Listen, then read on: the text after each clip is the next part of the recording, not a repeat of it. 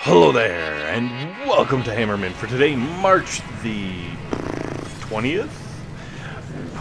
Now, someone was like, hey, how far do you think you could get with just a Hot Pocket and a Damage Amp? And I was like, well, let's find it. And then I tried last week, and it went horribly, horribly wrong. So I'm doing it up proper styles this week. I am just throwing out the Hot Pocket with the Damage Amp behind it, and I moved all my really far range stuff way back so it won't interfere.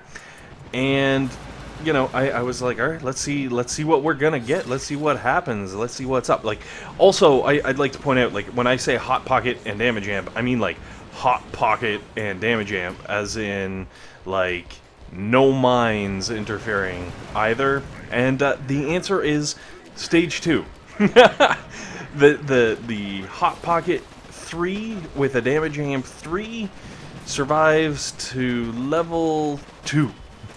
Now, it could just be, you know, this particular stage 2. I'm sure normally it would get a little further. It was pretty nasty. There were, like, a lot of warriors there, which, you know, it was obviously able to take care of. But then those Zookas, man, holy smokes, those Zookas.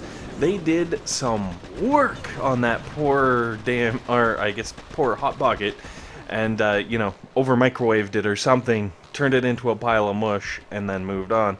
So, I figured, okay, you know what, no.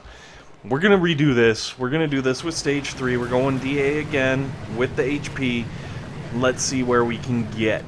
Obviously, because of the path, some of the troops did kind of end up over there with all the other defenses, but you know, like, come on, you can't control that 100%. It's best effort, but it's okay because it doesn't matter because, well, as you can see, the Grens write the Hot Pocket right off.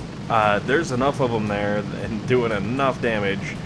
They do horrible things. And then honestly, I was like, oh snap, the Hot Pocket's done? Like, this is not a Gren-friendly base? Like, my rocket launchers are so far back, they're not going to have anything to do with this? Like, what the heck?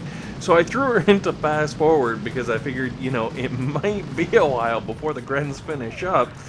And as you can see, I wasn't necessarily wrong. The Grens went long and hard, but fortunately the boom cannons in the back there were good enough to just sit and wait, and wait, and wait. And eventually the Grens walked into firing range and put a quick end to it. Now, what you might also notice is my base looks a little bit different than it normally does, because I kind of shifted things around. You know, just a minor redesign, just to try something new, you know, giving it a shot, seeing how it works. And so far, so good-ish, I guess. You know, it's doing what it's got to do. Except instead of running the troops up the right-hand side and then looping around the back of the base, I am now running everything up the left-hand side and then around the back of the base. So, you know, just literally, it's the exact same thing, even to the point where, you know, I made very, very few changes to the actual defensive placements.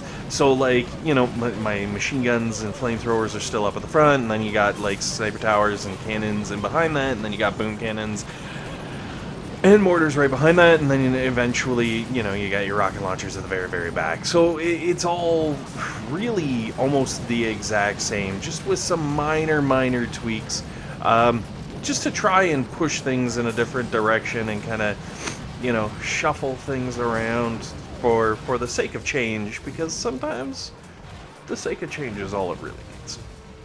So anyways, Stage 4 goes down pretty easily. I was really impressed. I didn't even have to switch over to the anti-Gren base or anything. And then Stage 5, like, I don't know what it is about Phil. This like, I guess it's Monday. This Hammerman, Phil really went to town with the Grens. Like, the Grens were in so many levels. And with the exception of this one, normally not out first stage, which was kind of interesting to see. Now, obviously, there is a Scorcher in this one, and the Scorcher does horrible, horrible things to our poor defenses. But, you know, overall, that's okay. The once it gets into range of those boom cannons, it's so nasty. The boom cannon's just like slug, slug, slug, slug, and you can just watch the health bar of the Scorcher dipping because everything else is on it too, because it's way up there at the front, which, you know, is kind of what you want, I guess. But overall, it made for an interesting division of the troops, where, you know, some Grens and Riflemen ended up on the right-hand side, and then some other stuff ended up on the left-hand side. I was honestly watching the rocket launcher down at the bottom of the beach with the mortar against these, like, 2 or 3 grenadiers for the whole time, just being like, oh god, oh no, no, no, don't have the medics go down there, because the medics down there would have been able to counter the damage from the rocket launcher, and things would have gotten really bad really fast. And luckily, just as the medics realized, oh, there's Grens down there that we could help, the rocket finished them off, and that put the medics in this weird, like, limbo spot. So, kind of lucky, but it worked out really nicely. And then we moved on to 6, and I'm not gonna lie to you, like, 6, I was like, alright, so I'll see how I do without, you know, my prototypes and stuff. Man, I could not get past the army ant swarm without the prototype. They are just absolutely devastating.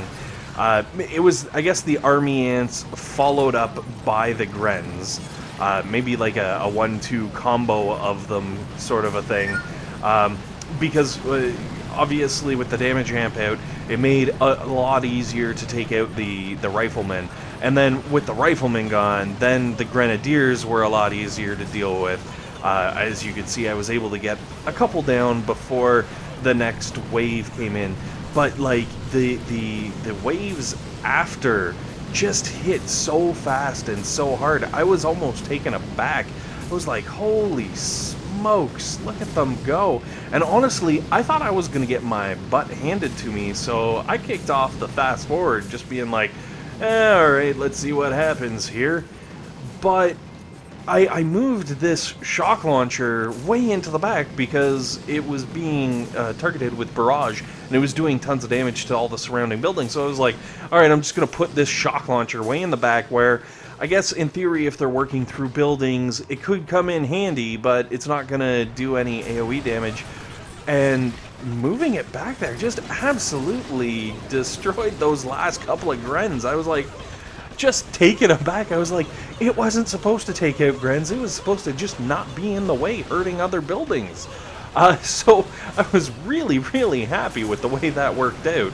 And then we move on to 7, and I'm not going to lie to you, 7 was nasty. 7 is really tough, because what you end up running into with 7, if you're not careful with your placement, is rifle, tank, Gren. So all your big, high single-target damage buildings that could take out the tanks get stuck dealing with this wall of army ants and can't really do a whole lot about it. And then all of your, like, AoE, like, close-range army ant killing type defenses, you can't put those up at the front because the tanks end up ruining them. And then you've got all the Grens just labeling everything, just ridiculously. Very, very tough, but as you can see, it worked out in the end. Thanks very much for watching, guys. Hopefully this has been helpful, hopefully it's been entertaining, and most importantly, hopefully you guys have a fantastic day.